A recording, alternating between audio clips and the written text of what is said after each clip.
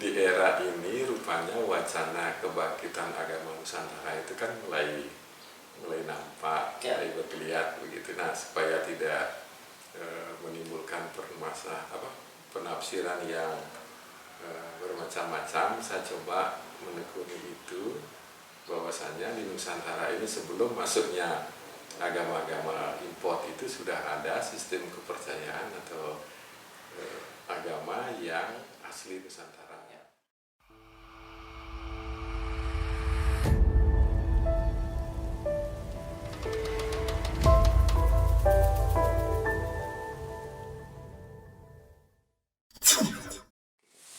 Selamat sore, Om Swastiastu.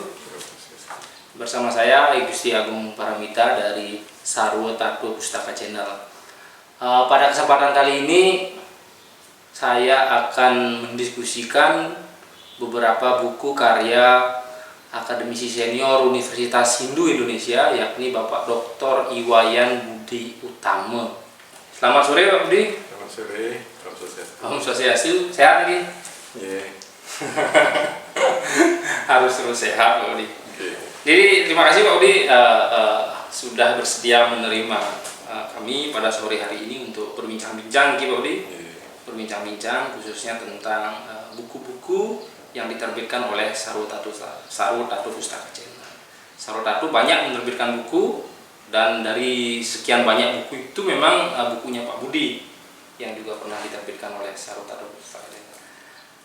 Saya bawa dua bukunya Pak Budi. Yang pertama judulnya Wajah Bali Tanpa Kasta. Wajah Bali Tanpa Kasta, Pudarnya Identitas Bali Age. Di dalam buku ini Bapak Iwayan Budi Utama melakukan studi, jadi studi sosiologis dan kebudayaan tentang kehidupan religi masyarakat di desa Cempaka.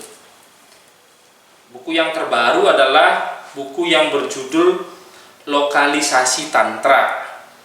Ya, di dalam buku Lokalisasi Tantra ini penulis sebenarnya ingin menjelaskan bagaimana proses pencakokan budaya itu terjadi di Bali khususnya. Jadi tentu publik akan dikagetkan dengan istilah lokalisasi ini. Nanti kan kita bahas dengan Bapak Iwayan Budi Utama terkait dengan buku ini. Pak Budi, kira-kira apa sih yang memotivasi Pak Budi untuk concern menulis studi-studi agama lokal, khususnya di Bali? Begini, sebenarnya agama-agama yang berkembang di Nusantara ini kan agama-agama import. Ya. Sedangkan agama asli Nusantara sepertinya terlupakan. Jadi tidak hanya buah yang import, ya. Agama juga kita import. Agama juga import. Nah, di era ini rupanya wacana kebangkitan agama Nusantara itu kan mulai nampak, mulai bergeliat begitu. Nah, supaya tidak menimbulkan penafsiran yang bermacam-macam, saya coba menekuni itu bahwasanya di Nusantara ini sebelum masuknya agama-agama import itu sudah ada sistem kepercayaan atau agama yang asli Nusantara. Hal ini saya kira menjadi penting ketika berhadapan dengan agama-agama yang datang dari luar. Kenapa penting? Karena kita punya posisi tawar yang jelas, sehingga tidak melupakan agama lokal. Bisa dilihat bahwa telah terjadi proses adaptasi antara agama lokal dengan agama yang datang dari luar. Sehingga agama lokal menyerap ya Pak ya. Ya, sehingga kan karakter agama Hindu di Nusantara, karakter Islam di Nusantara itu berbeda dengan yang ada di India dan di tanah kelahiran. Begitu juga dengan Hindu. Ya. Itu yang menarik saya, sehingga dari hasil studi itu khususnya tentang Hindu ada kemampuan menyerap, memilah-milah mana yang cocok untuk dikembangkan di Nusantara ini. Jadi agak sebenarnya masyarakat lokal, kebudayaan lokal ini berperan aktif, tidak hanya pasif menerima begitu saja, bukannya kan Pak? Dan karena dia punya itulah yang dalam akademi disebut dengan istilah lokal genius, yaitu kemampuan menyerap, memilih, menolak, sehingga dikembangkan sesuai dengan kondisi lokal. Kemudian ada juga kemampuan lain yang dimiliki oleh masyarakat Nusantara, itu jenius sintetik itu, jadi menyesuaikan konsep-konsep luar itu dengan yang ada di Nusantara. Jadi sebenarnya masyarakat Nusantara tidak bodoh-bodoh amat gitu dia. Yang begitu saja mau menerima ajaran-ajaran dari luar, termasuk ideologi dan sistem kepercayaan dari luar. Berarti memang ada pengolahan di dalam yang disebut dengan proses lokal genius. Nah, kembali yang ingin membahas tentang ini, bahwa sebenarnya ketika berbicara Hindu di Indonesia, termasuk Hindu di Nusantara, memang tidak bisa dilepaskan dari ajaran-ajaran Tantra. Nah, bisakah Pak Budi sedikit memberikan gambaran kepada kita itu sebenarnya bagaimana sih proses ajaran-ajaran Tantra yang bisa masuk ke Nusantara, dan sejauh mana sebenarnya ajaran-ajaran Tantra ini berpengaruh terhadap kebudayaan atau agama-agama lokal di Nusantara? Tantra itu sebenarnya adalah agama asli India sebelum masuknya orang-orang Arya. Artinya zaman pra-Hindu, termasuk zaman Prawedik. Zaman Prawedik, zaman pra-Hindu itu sudah berkembang di India. Salah satu karakteristik yang menonjol adalah pemujaan pada sakti. Kemudian ditemukan juga patung Siwa bermuka 3 dengan penis yang ereksi. Nah, orgasme. Ya, penis itu kan nanti menjadi simbol juga di Indonesia sebagai penolak bala. Nah, ketika masuknya orang-orang Arya, Tantra ini menjadi agama yang kalah, sehingga kalau kita perhatikan dalam Weda pun pemujaan pada Siwa boleh dikatakan tidak begitu kelihatan dari 3 Weda itu.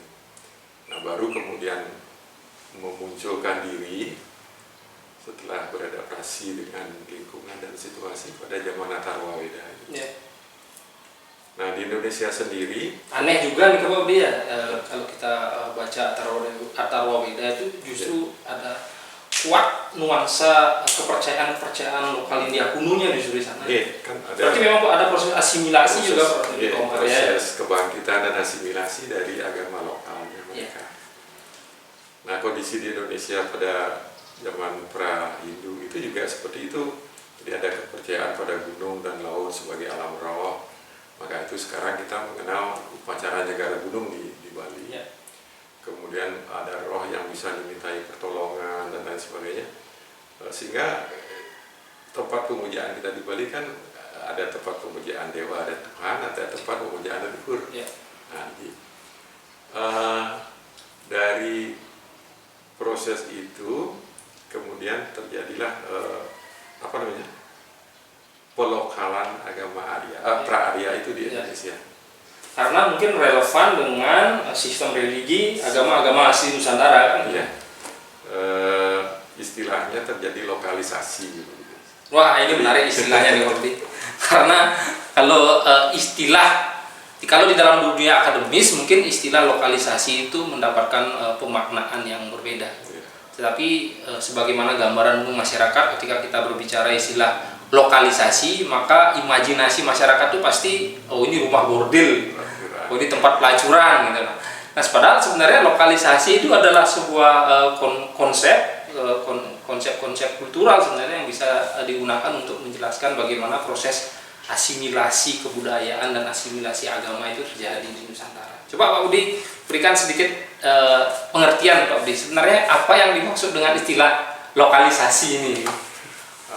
Begini ya, kan sebelum masuknya Hindu di Indonesia kan sudah ada kepercayaan seperti tadi, gunung, laut, kemudian ada roh, kemudian ada alat-alat reproduksi, artinya penis dan vagina itu dianggap sesuatu yang mempunyai kekuatan sakti sehingga bisa digunakan untuk penolak bala.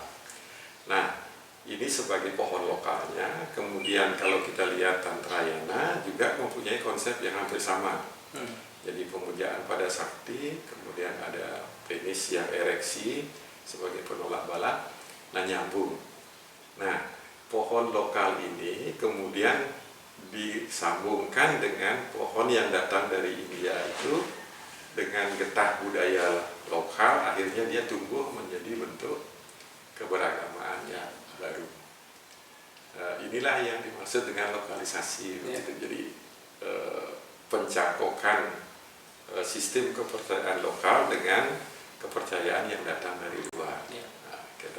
Jadi bahasa sederhananya melokalkan semua sistem-sistem kepercayaan yang datang dari luar, sehingga dia menjadi relevan di dalam sistem agama dan kebudayaan itu sendiri.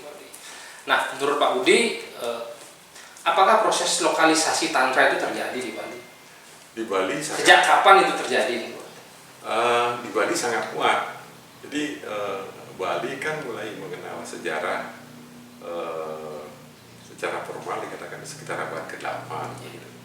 Tetapi catatan dari Kashmir menunjukkan bahwa salah satu putra mereka sempat datang ke Nusantara itu pada abad ke-5. Nah, catatan resmi di Bali belum ditemukan kapan kira-kira tantra itu berkembang. Tetapi prakteknya sebenarnya itu sudah dilakukan sejak Hindu masuk di Bali. Jadi karena ada kecocokan, jadi mudah dia terserapnya gitu. Misalnya tantra kan terkenal dengan pancamanya, makan biji-bijian, makan ikan, makan daging, kemudian gerak-gerak tangan, tari di kuburan, kemudian ada maituna yang dikatakan hubungan seks dengan hubungan seks yang demikian sucinya, maka terjadilah ekstasi, penyatuan antara diri ini dengan yang kuasa gitu. Nah, tetapi seringkali diberi label negatif, terutama tentang maituna itu, tentang seks. Ya, padahal tidak semudah itu. Tidak semudah itu. Jadi ada batasan-batasan dan ada tahapannya. Pada tingkat awal dia bisa berbentuk kontak fisik, tapi pada tingkat lebih lanjut dia bisa menjadi hanya simbol-simbol. Nah, itulah hebatnya orang Bali. Dia mensublimasi konsep-konsep yang tadinya sangat natural, yang dianggap kurang etis untuk disampaikan ke masyarakat, kemudian dibuatkan simbol-simbol yang mewakili konsep tadi gitu. Peninggalan arkeologinya kan ada Pak Budi? Ada di misalnya Pura Jelak Kontong Lugengue itu misalnya. Kemudian kalau kita berangkat dari konsep itu, banyak sekali di Bali contoh-contoh yang menunjukkan bahwa itu implementasi dari konsep penyatuan Purusa Perdana. Karena di Bali sendiri justru sosok yang merepresentasikan dari ajaran tantra kan Bima, seperti yang ada di Pejeng. Nah, itu kan salah satu bentuk kan representasi dari tantra ini. Itu ceritanya kan begini. Raja Kertanegara kan pernah didatangi oleh kuburai ikan, disuruh tunduklah kepada, kemudian Raja Kertanegara melawan, dipotonglah hidup utusan kuburai ikan. Jadi kuburai ikan bisa dibayangkan, Cina aja sampai membuat tembok besar untuk membendung kekuatan mereka. Jadi Kertanegara berani melawan, kemudian menugaskan patihnya untuk menyebarkan atau membentengi Nusantara ini dengan tantra. Di Sumatera, Bhairawa Heroka, jadi simbolnya adalah tubuhnya kuda, kepalanya manusia. Kemudian di Jawa, Kalacakra,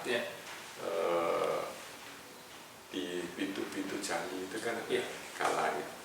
Kemudian di Bali menjadi Bhairawa Bima. Bhairawa Bima inilah yang kemudian di Bali diyakini menjadi dua jalan, itu Pengiwo dan Penengan. Yang Pengiwo itu menjadi Leak Teluk Terangjana, yang kanan Penengan. Nah, dalam dalam masyarakat praktek-praktek pancama ini dianggap gila dalam tanda petik, Ya. sehingga batik Dianggap Kebu abnormal, ya, abnormal. praktek-praktek abnormal.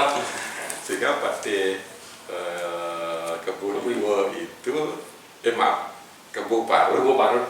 itu dianggap bodoh, dianggap bodoh, sehingga akhirnya muncullah gerakan sublimasi itu, simbol-simbol tantra itu disublimasi sehingga dalam masyarakat tetap dipraktekkan dan mereka tidak merasa risih dengan simbol-simbol itu.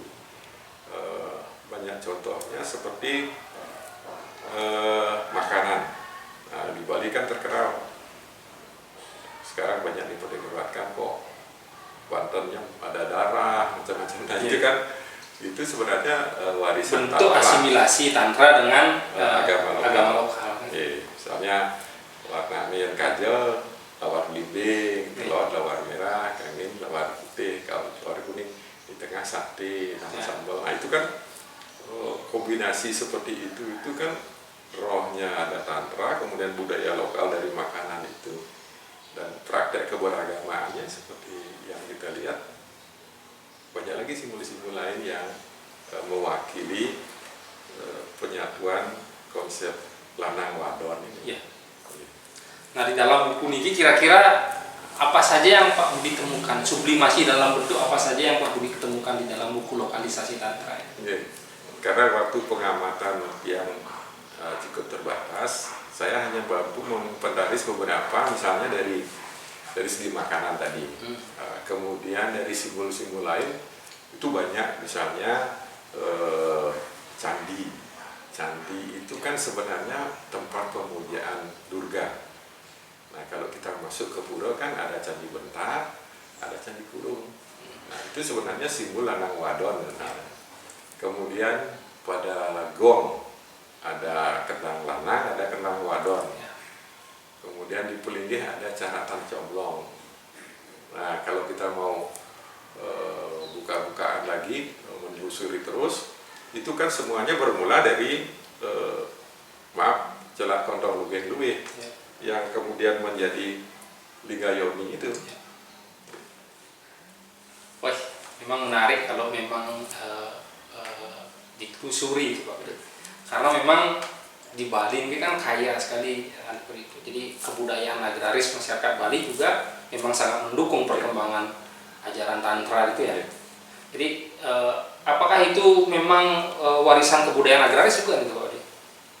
Oke, dari budaya agraris itu kan penyatuan Purusa Perdana menjadi tanaman yang tumbuh subur kan. Ya. Nah, jadi tantra ini dipahami pada waktu itu oleh masyarakat Bali. Mengapa tantra diterima? Karena berhubungan dengan kesuburan. Dengan kesuburan. Yeah.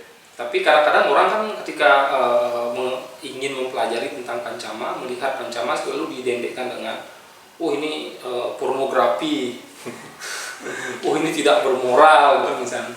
Padahal dia tidak melihat sisi-sisi yang lain. Nah, ini kawan, stigma negatif tantra itu dalam tanda petik memaksa para leluhur kita membuat sublimasi terhadap simbol-simbol yang tadinya natural, seperti penis dan vagina, kemudian menjadi Ligayoni, kemudian menjadi tipat bantah. Kalau di Bali sampai sekarang orang menikah kan bawa tipat bantah, nggak bawa tipat sate, walaupun istrinya Madura mungkin. Tapi tipat bantal mereka adalah simbol lanang wadon. Jadi pertemuan itulah yang ingin dicari. Dia tidak perlu jauh-jauh. Jadi untuk melepaskan diri itu dengan cara ekstasi, menyatukan Purusa dan Perdana yang bisa juga dilakukan secara simbolik. Nah ini yang sering di masyarakat disalahartikan bahwa tantra itu adalah pornografi.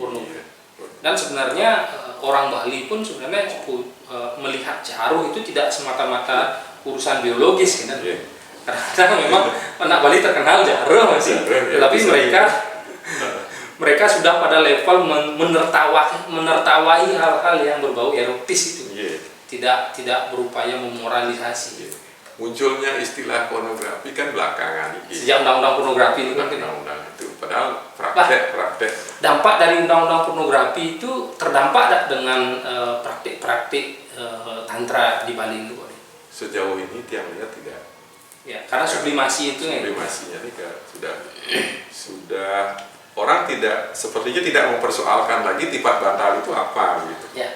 Kan yang mendapat pemaknaan baru yang lebih halus. Gitu. Padahal itu bermula dari Liga Ioni itu, Purusa Perdana. Dan jangan lupa bahwa Tantra ini punya jasa besar menyatukan siwa Buddha di Bali yang di tanah aslinya berkonflik. Nah, itu bisa kita telusuri dari analisis arca Buddha di Jawa Timur. Kalau Jakarta Negara kan dikatakan Mokteng Ri Siwa Buddha. Nah, kenapa muncul istilah itu? Kemungkinan ada persaingan dari dua agama itu sehingga muncul Prambanan dan Sriwijaya itu kan Borobudur dan sebagainya. Nah, di Bali sendiri penyatuan Siwa Buddha itu kan memunculkan istilah Siwa Buddha di Bali. Jadi dalam ritual-ritual besar keduanya dipadukan, tetapi jangan lupa kalau memang dia satu, kenapa harus dua pendetaannya kan begitu? Nah, inilah dari situ kita bisa menelusuri kenapa Kuturan menjadikan sekte-sekte di Bali menjadi 3. Yang menurut Boris awalnya 9, ada petik kemungkinan ada gesekan-gesekan dan nuansa politik agama politik agama. Jadi karena Kertanegara kan bukan yang juga Pak Udi, jadi memanfaatkan tantra ini juga untuk tujuan-tujuan politik. Ya, karena dengan tantra orang bisa menjadi sakti karena konotasinya seperti itu. Jadi dia puja sakti, yang di Bali sakti diartikan sebagai teguh, kuat. Padahal sakti ini kan perempuan sebenarnya. Jadi lewat kekuatan sakti inilah dia memerintah, menjaga wilayahnya dan lain sebagainya. Nah, ini menarik sebenarnya kalau kita mau teliti di Bali tentang, walaupun penelitiannya Boris tidak pernah menyebut adanya kelompok sakta yang memuja sakti, tetapi praktek keberagamaan kita kan sebenarnya ada pemujaan Dewi Sri, kemudian Saraswati, Laksmi, itu kan sebenarnya itu kan juga diidentikan membawa ideologi Bairawatan, Raguna Priya dan Empat Mingke, Pak. Kan ada rakyatnya nih kan oleh Saraswati, Banyu Pinaro, sampai Pegawesi, kan itu semuanya pemujaan sakti sebenarnya. Cuman kita tidak pernah menggali lebih jauh mengapa orang Bali memuja itu, karena orang sering berorientasi pada penelitiannya Doris yang tidak pernah menyebut sakta itu. Padahal prakteknya ya kita memuja sakti sebenarnya. Jadi yang dimaksud sakta kan pemuja sakti. Pemuja sakti. Cuman di Bali karena Siwa Siddhanta yang berpengaruh begitu kuat sehingga kelihatan, padahal ini menjadi dualitas. Siwa dengan saktinya itu, Siwa tanpa sakti tidak akan menghasilkan apa-apa. Jadi yang sama seperti konsep Samkhya gitu, Purusa Pasti Perdana ini yang memecah diri menjadi 25 tattoo. Purusa ini nak wayang kan, tulis-tulisin kan sakti mana-mana ya kan. Jadi memang menarik sekali ke Pak Budi. Kalau dari hasil studi Pak Budi, memang kebudayaan Bali, sistem religi orang Bali itu dibentuk melalui berbagai macam ajaran-ajaran yang baik itu yang sudah tumbuh di Bali maupun yang datang dari luar. Jika seperti itu kan ada nggak dampaknya Pak Budi ketika pasca kemerdekaan kita berupaya mereformasi agama Hindu Bali dengan gerakan-gerakan pemurnian agama kan gitu. Jadi kalau di agama-agama Samawinke berupaya mereka memurnikan agama mereka dari takhayul, dari sesuatu yang gaib gitu. Sementara di Bali sendiri kan pernah itu ada gerakan back to Weda gitu, misalnya kita kembali ke Weda, padahal kebudayaan Bali, agama orang Bali itu sudah terasimilasi sedemikian rupa dengan ajaran-ajaran yang datang dari luar. Bagaimana Pak Budi melihat? Ya, pemikiran sih boleh-boleh saja, tetapi kita harus lihat kenyataannya bahwa agama Hindu yang tumbuh kembang di Bali ini tidaklah ansih sama seperti dengan yang di India. Ya. Seperti yang saya katakan tadi, ada local genius yang memungkinkan untuk memilah-milah mana yang cocok. Nah, kalau mau dikatakan back to Weda, Weda yang mana kan gitu. Kembali ke Weda kan kembali ke sekian ribu tahun lalu, dan banyak sloka-sloka itu yang tidak sesuai dengan kondisi real sekarang. Karena itulah tiang ingat sama pesannya Bung Karno, jadilah Hindu bukan jadi India, jadilah Islam bukan jadi Arab. Jadi kita harus bangga pada Nusantara yang punya lokal genius ini, sehingga disesuaikan dengan kondisi di sini. Kalau kemudian kita rujuk Weda yang turun sekian ribu tahun lalu kan, nah ini proses. Tapi kan gejala itu pernah ada nih, pernah ada karena kita berupaya mengortodoksi diri. Yeah. Coba kalau kita makin berbicara tentang agama, tentang kepercayaan, pasti pertanyaan masyarakat di sastra apa tuh munggah? Kan tahu nih. Padahal kalau peneliti-peneliti para antropolog mengatakan bahwa cara beragama orang Bali ya lebih dominan ke ortopraksis, tidak ke ortodoksi. Tapi mungkin suasananya agak berbeda. Nah, Niki mungkin pengaruh agama lain juga mempengaruhi masyarakat kita, cara berpikirnya gitu. Jadi sebenarnya di dunia ini kan ada dua aliran besar agama. Ada agama yang being, proses menjadi, ada agama yang sudah final. Kalau menurut para ahli, agama-agama Abrahamik itu adalah agama yang final.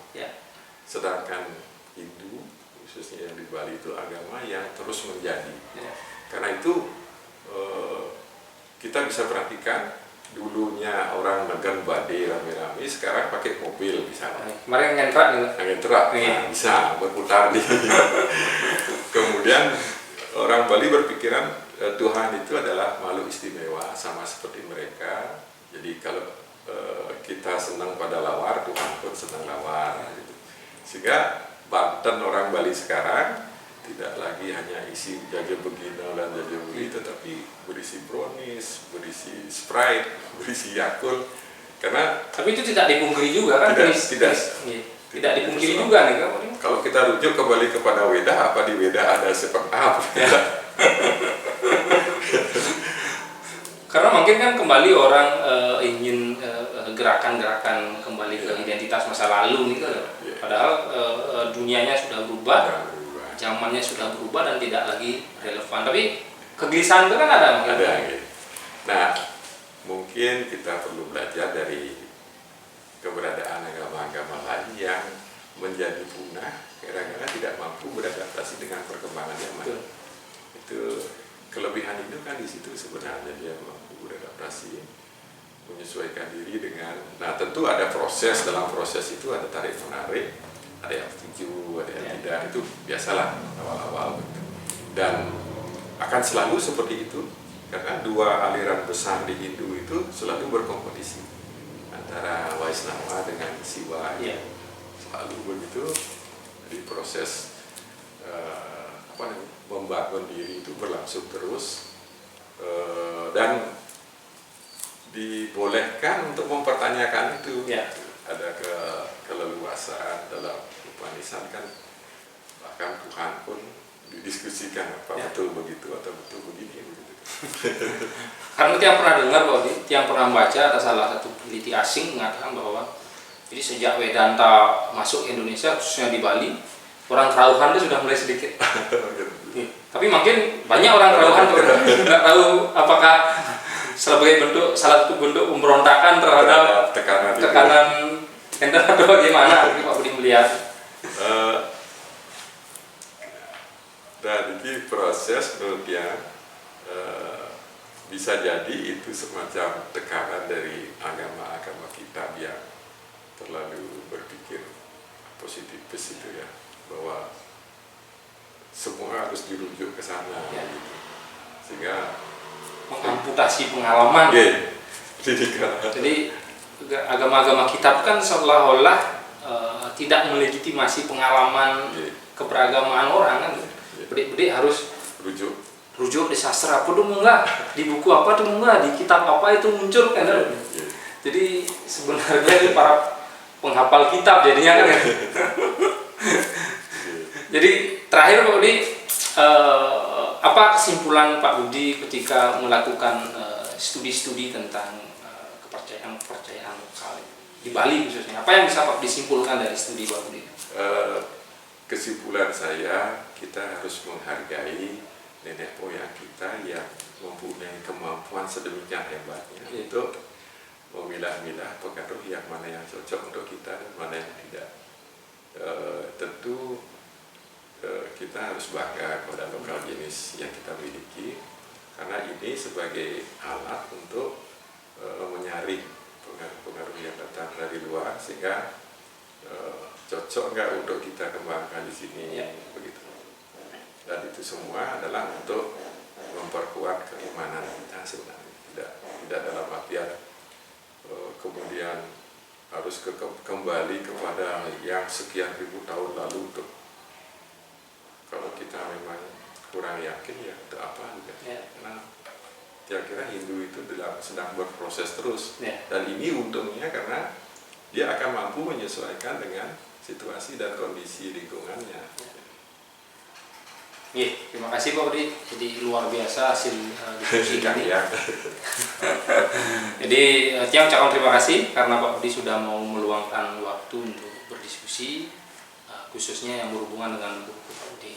Jadi mewakili publik, sebenarnya saya ingin mengucapkan terima kasih kepada Pak Budi karena Pak Budi sudah mendedikasikan diri melakukan studi-studi khususnya tentang agama-agama asli di Nusantara. Begitu juga dengan studi-studi Tantra.